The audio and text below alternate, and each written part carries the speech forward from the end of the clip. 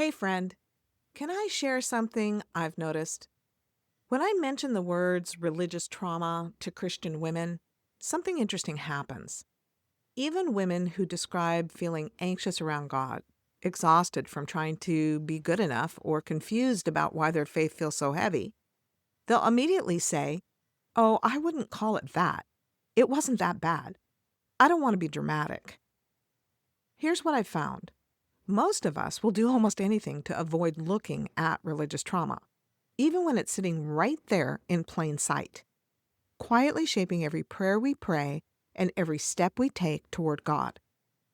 But what if I told you that gently unraveling what happened to you isn't rebellion against your faith? It's actually the path back to the God you've been longing for all along. Today, we're talking about the first healing pillar of what I call the coming home journey. We'll explore why this work feels so scary, and I'll walk you through the 4 beautiful milestones that can take you from feeling invisible and not enough to standing completely free. So settle in with me, and let's talk about why facing this feels so frightening and why it's actually the beginning of coming home. Welcome to our 3-part series on the healing pillars that form the heart of the coming home journey. If this is your first time joining us, these 3 episodes will walk you through the path from religious trauma to spiritual freedom. Unravel the trauma, instill the truth, and create a new story. Whether you're just beginning to recognize the impact of religious trauma, or you're ready to step into deeper healing, these pillars will meet you where you are and guide you forward. Welcome to Healing Religious Trauma, the podcast for Christian women ready to heal without losing their faith. If you're feeling the weight of spiritual pressure and distant from the God you used to trust, you're in the right place. I'm Debra, spiritual healing coach, founder of the Healing Religious Trauma Circle, and someone who's walked the hard road of untangling toxic faith. If you're ready to make sense of your story, find peace with a safe, loving God, and hear stories that remind you you're not alone, grab your tea, toss the rule book, and let's go. Before we dive in today, I want you to know about something I created specifically for women like you. Women who love God but feel worn down by religious rules, shame, or silence. It's my book, He is Enough. And it's not a theology book or a rule book. It's a redemptive memoir and spiritual healing guide that helps you name the invisible aftershocks of religious trauma. Inside, I help you identify the 12 hidden barriers that keep faithful women stuck in fear, silence, and self-doubt. Because you can't heal what you can't name. And this book gives you the language to name what happened, how it shaped you, and where your healing can begin. When you grab your copy at heisenoughbook.com, you'll also receive the audiobook, a bonus mini course, access to weekly reading circles I personally host, and entry into our private support community. It's just $17. It's your gentle first step into clarity and healing. Visit heisenoughbook.com and claim your seat at the table of healing. You don't have to walk this alone. You know, I think the reason most of us avoid unraveling religious trauma isn't because we're weak or in denial. It's because somewhere deep down, we sense how big this work really is and how sacred. Religious trauma doesn't just affect our thoughts or our emotions. It affects the deepest, most sacred parts of our soul. The part that's meant for God and you together. When other people trample where angels fear to tread, it feels incredibly serious. And it is. For me, the scariest part wasn't even admitting that harm had been done. The scariest part was realizing that I built my entire life, every decision I made, every value I cherished, the way I raised my children, on what I believed was a rock-solid foundation. And honestly, most of it was solid. But the parts that weren't, Those parts skewed everything else and caused real harm to the people I loved most. When I first started seeing clearly, I felt like the ground was shifting under my feet. I remember thinking, if I was wrong about this, what else was I wrong about? It was terrifying to realize that some of the spiritual teachings I'd embraced so wholeheartedly had actually hurt my family. But here's where it gets even more tender. Eventually, I had to face something that felt almost unbearable. I wasn't just a victim of spiritual abuse. I had also allowed it. I had given my voice to teachings that weren't accurate. And in doing so, I hadn't protected the people I was supposed to protect, especially my children. For a long time, I told myself I had no choice, that I couldn't have done anything different. But as I healed, I realized that wasn't entirely true. I did have a voice. I could have asked questions. I could have said no. And the hardest truth of all was that my silence hadn't just hurt me, it had hurt them too. It took a lot of healing, but eventually I became brave enough to own my part. I went to my children and said, "I'm so sorry. I should have protected you. I should have used my voice. It could have been different if I had been stronger." You know what amazed me? They met me with such grace and love. They didn't blame me. They supported me. But I had to be willing to face the full truth of what happened before that healing could happen. That's why this work feels so scary. Because when you start unraveling religious trauma, you're not just looking at what was done to you. You're looking at how it shaped everything. And sometimes you have to take responsibility for your part too. But on the other side of that, courage is the most beautiful thing. Real relationships, authentic faith, and the freedom to finally protect what matters most. You know, when I think about why we avoid unraveling religious trauma, I realize it's because this work takes us through some really tender places. But what's beautiful is that there's actually a gentle path through. 4 specific milestones that can guide you from where you are now to complete freedom. These milestones are part of the first healing pillar. Unravel the trauma. The first milestone in the series of the Coming Home journey is called When You Feel Invisible. My soul is seen through glimpses of grace.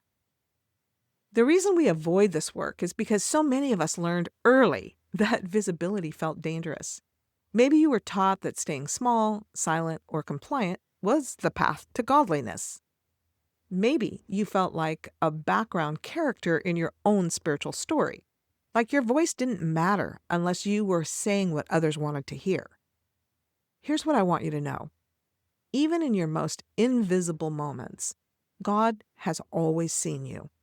Not the performance version, not the fixed version, but the real, questioning, tender soul He created.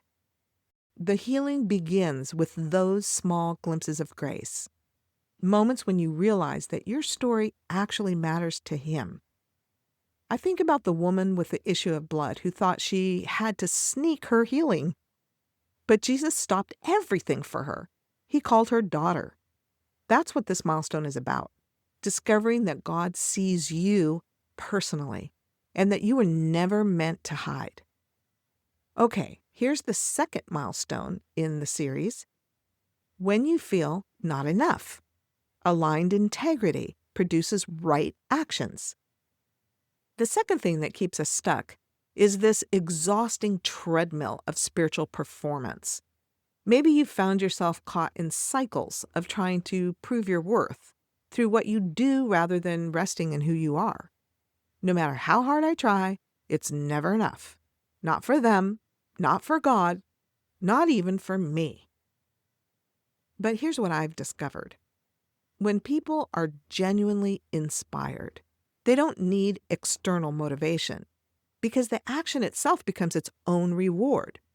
True motivation flows naturally from being loved by God, not from trying to earn that love.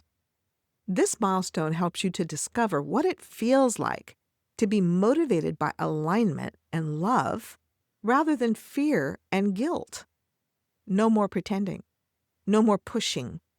Just truth that moves you naturally toward peace because you already know you're enough.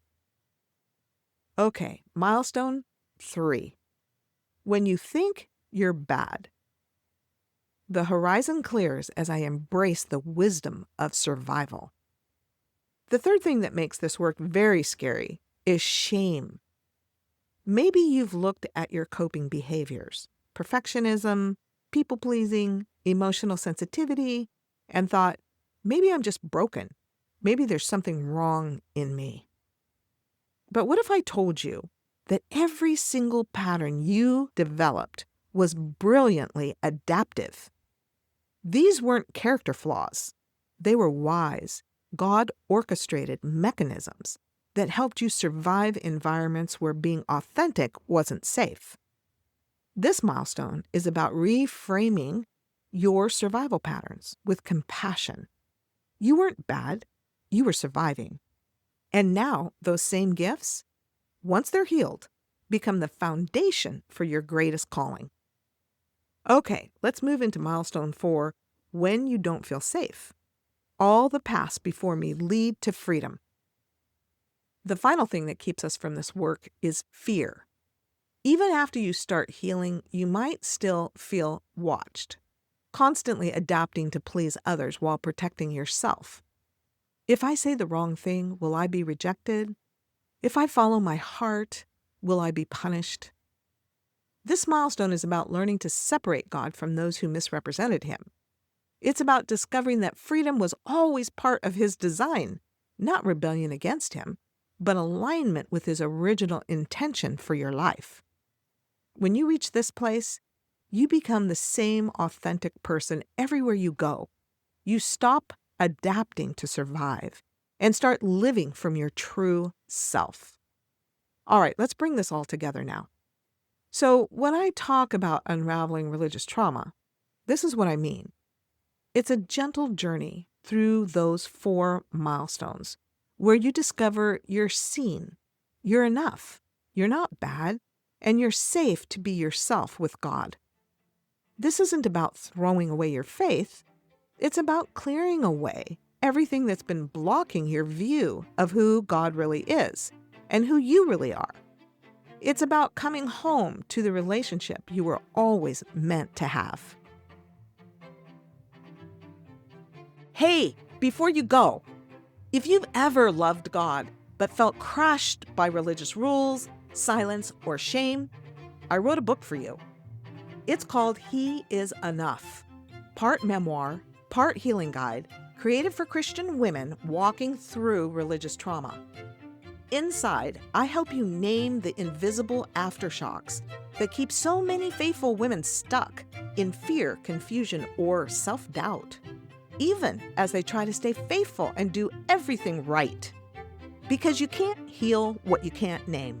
And this book gives you the language to name what happened, how it shaped you, and where your healing can begin. You'll also get the audiobook, a bonus mini course, weekly reading circles I personally host, and access to our private support community.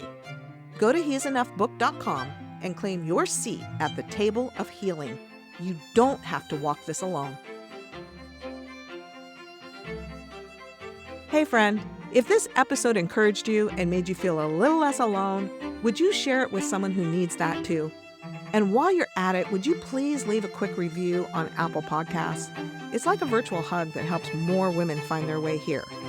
Next week, we're diving into healing pillar number 2, Instill the Truth. Why God's real voice sounds nothing like religious trauma. We'll explore how to distinguish between God's gentle conviction and the harsh voices of spiritual shame. Until then, remember, you're not invisible to God. You're already enough. You're not bad for surviving, and you're safe to be yourself with Him. The journey home is possible, and you don't have to walk it alone. I'll see you next time.